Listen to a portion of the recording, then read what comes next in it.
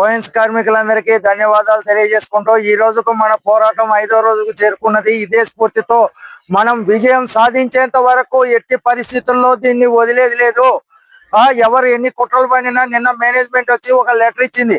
ఆ లెటర్ తోటి మనకు సంబంధం లేదు. మనం 20 సంవత్సరాలుగా కోయిన్స్ కంపెనీలో కాంట్రాక్ట్ కార్మికులుగా పనిచేస్తున్నాం.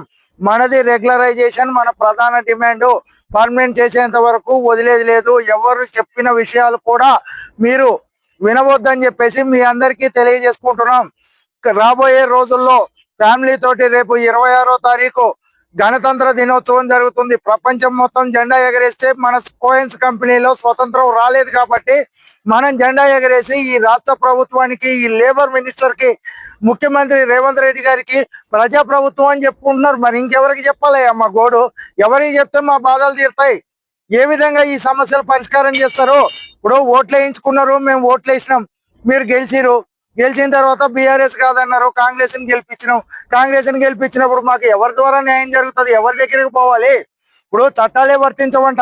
మరి ఏ లెక్కన చట్టాలు వర్తించవంటే బాబాసాహెబ్ అంబేద్కర్ రాసినటువంటి చట్టాలు వర్తించకుండా కోయిన్స్ కంపెనీకి ఏమైనా సపరేట్ రాజ్యాంగం ఏమన్నా ఉందా? ఉంటే బయట పెట్టండి. మరి అదేం రాజ్యాంగం? కంపెనీకి ఒక రాజ్యాంగం ఉండదు కదా.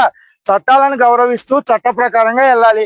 డీసీఎల్ గారు 144 మందిని రిపోర్టు పర్మనెంట్ చేయాలని ఇస్తే దాన్ని రాంగ్ అంటే ఇంకా మేము వెళ్ళి ఎవరికి మా బాధలు చెప్పుకోవాలి?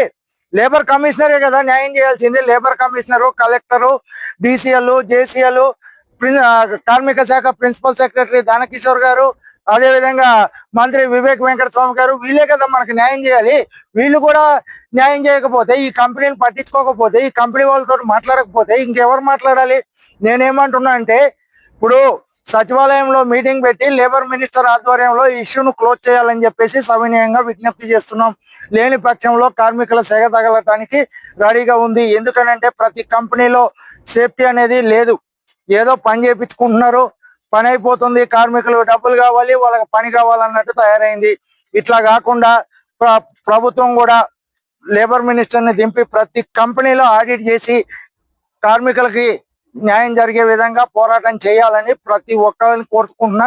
ఈ సువెన్ కార్మికుల విజయం త్వరలో జరగాలని ఆ భగవంతుని మనస్ఫూర్తిగా ప్రార్థిస్తూ, ఎన్ని పార్టీలు ఉన్నాయో అన్ని సంఘాలు ఉన్నాయి. ఏ సంఘం ఏం చేస్తుందో ఎవరికి తెలుస్తలేదు. అందరు కలిసి పాశమైలారం ఇండస్ట్రియల్ ఏరియాలో ఇదే మైలారం గ్రౌండ్ లో రౌండ్ టేబుల్ సమావేశం రండి. రౌండ్ టేబుల్ సమావేశం పెట్టి అసలు ఎవరి బాధ ఏందో మాట్లాడదాం. పార్టీకో జెండా పెట్టారు, ఎవరు ఇష్టం వచ్చినట్టు ఒకడు మేనేజ్మెంట్ తో కుమ్మక్క అవుతాడు, ఒకడు హక్కుల గురించి పోరాడతాడు. ఇక్కడ ఎవరి కార్మికులకి న్యాయం చేస్తున్నాడు, ఎవడు అన్యాయం చేస్తున్నాడు?